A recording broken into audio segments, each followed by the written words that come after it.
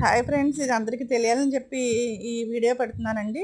ఇది scam alert అండి. ఇది చాలామంది కేర్ఫుల్గా ఉండండి. క్యాజువల్గా వాట్సాప్లో ఇలా మెసేజ్ల్లో పంపించేస్తుంటారు. మనకు బ్యాంక్ నుంచి వచ్చినట్టుగా వస్తాయి ఇవి.